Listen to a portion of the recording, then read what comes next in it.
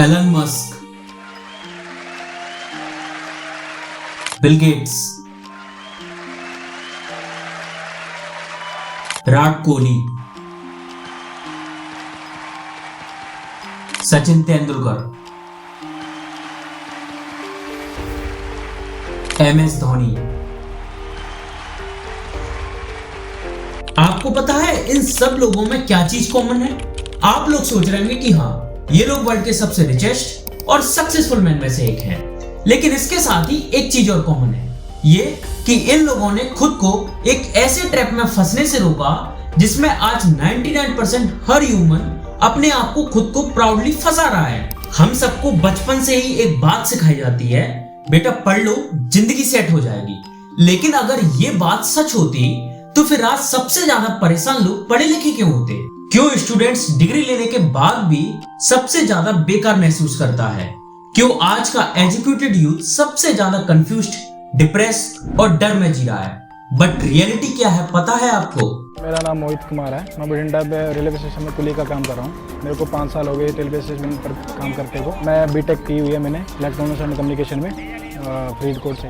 हम अपनी तरफ से तो पूरी कोशिश करते हैं, लेकिन हर 100 में 4 बच्चे आपको ऐसे मिल जाएंगे जो गलत कदम से। जब आपने तैयारी शुरू करी आप कितने साल के थे? सर उस समय हम 18 साल के थे और अभी हम 30 साल के हो गए। 30 साल। पिछले 12 सालों में आपने अपनी ज़िंदगी में क्या किया?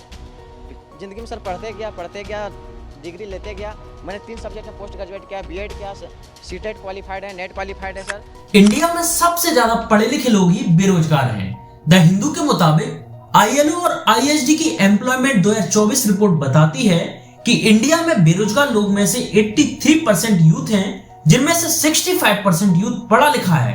लेकिन जिनके पास भी एम्प्लॉयमेंट है तो बस वो क्या कर रहे हैं, एक जॉब जिसकी सैलरी लिमिटेड ही होती है, इतनी सैलरी कि मानो एक घर का खर्चा पानी निकल सके। लेकिन अगर उस ह्यूमन को खुद का घर भी चाहिए तो फिर वो क्या करेगा?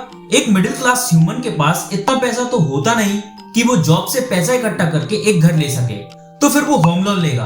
ऑब्वियसली फिर उसको एक कार भी चाहिए होगी, तो फिर वो कार लोन लेगा। उसके बाद घर का खर्चा, बच्चों की फीस और EMI का बिल, जिसकी वजह से वह धीरे धीरे अपने सपने भूल जाता है और इन्हीं EMI के बिल्स को भरते भरते वह एक जाल में फंस जाता है, जिसके कारण उसको लगता है कि मैं अनलकी था, मैंने मेहनत तो बहुत की लेकिन मैं लाइफ में कुछ बड़ा नहीं कर पाया। और क्या आपको ये पता है कि ये सिस्टम बनाया ही इसलिए गया था कि हम लोग वर्कर बन सकें, ना कि मालिक। बचपन से ही हम लोगों का माइंडसेट ऐसा कर दिया जाता है कि हम लोग वर्कर बनने की ही सोचते हैं, बस उस चीज को नाम कुछ और दे दिया जाता है, जॉब। ये बात फैक्ट है कि जैसा हम लोग सोचते हैं वैसा ही हम लोग बनते हैं। अब आप लोग बोल रहे हैं कि मैं ये क्या बकवास कर रहा हूँ। जस्ट वेट, आपको सारी चीजें क्लियर होगी और सारी चीजें बिल्कुल ही अच्छे से समझ आएंगी।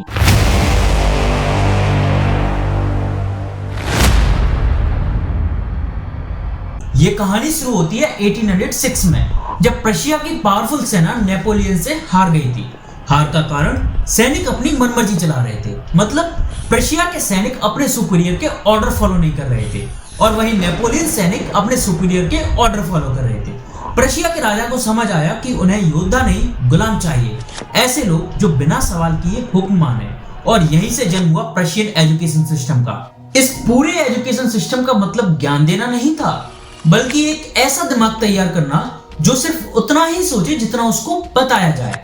बेल बजने पर क्लास बदलना, लाइन में खड़े होना और अथॉरिटी से डरना, ये सब आपको फैक्ट्री वर्कर बनाने की ट्रेनिंग थी। उस टाइम पर 1760 से 1840 तक दुनिया भर में इंडस्ट्री रिवॉल्यूशन आया। कई नई फैक्ट्रीज ओपन हुई तो कई नई मशीन्स आई, लेकिन इन फैक्ट्रीज में काम करने के लिए भी तो वर्कर्स की जरूरत होगी। तो फिर दुनिया भर के कई देशों ने इस प्रशियन एजुकेशन सिस्टम को फॉलो किया, लेकिन भारत में इस जहर को घोला लॉर्ड मैकाले ने। उसने 1835 में साफ कहा था, A class of persons Indian in blood and color, but English in tastes, in opinions, in morals and in intellect. समझे, मैकाले खुद चाहता था कि ब्रिटिशर्स को ऐसे लोग चाहिए जो रंग और खून में तो हिंदुस्तानी हो लेकिन उनकी सोच, बुद्धि और पसंद अंग्रेजों जैसी हो। और यहीं से जन्म हुआ था इंग्लिश एजुकेशन सिस्टम का। और यहीं से हमारे देश में लोगों की टेंडेंसी बनी थी कि जो कोई भी इंग्लिश अच्छी बोलता है या फिर उस किसी को इंग्लिश अच्छे से आती है तो वो एक बहुत ही इंटेलिजेंट और गुड पर्सन है। लेकिन खैर, इंग्लिश और हिंदी तो ये लैंग्वेज है, इस चीज से ये डिफाइन नहीं होता। और अफसोस इस बात का है कि आज तकरीबन 190 साल बाद भी हम इसी लॉर्ड मैकाले के एजुकेशन सिस्टम को फॉलो कर रहे हैं। आज हमारे पेरेंट्स और हमको बड़ा ही गर्व होता है कि हम अच्छे महंगे प्राइवेट स्कूल्स और कॉलेजेस में पढ़ रहे हैं, लेकिन रियलिटी ये है कि हम आज भी मैकाले के उसी प्रोजेक्ट का एक हिस्सा हैं। हम लोगों को बचपन से यही सिखाया जाता है कि स्कूल जाओ और उधर हमारे सामने कुछ बुक्स का सिलेबस रख दिया जाता है, उनको कंप्लीट करो और रट रटाकर कैसे भी अच्छे मार्क्स लाओ, और अगर मार्क्स नहीं आए तो आप एक फेलियर स्टूडेंट हो गए। लेकिन क्या आपसे आपके पेरेंट्स या टीचर्स ने कभी ये पूछा कि बेटा आप क्या बनना चाहते हो, आपकी क्रिएटिविटी किस चीज में है, आप न्यू स्किल कैसे बिल्ड कर सकते हो? क्या आपको स्कूल या कॉलेज ने कभी ये चीजें बताई कि बेटा आप मिलियनर कैसे बन सकते हो? आपको हमेशा बड़ा ही क्यों सोचना चाहिए? क्या ये चीजें बताई आपको? नहीं, हमारे सराउंडिंग ये सारी चीजें बताई नहीं जाती हैं, ना ही पूछी जाती हैं। हमारे सराउंडिंग पता क्या होता है? बेटा मार्क्स कितने आए, बेटा परसेंटाइल कितने आए।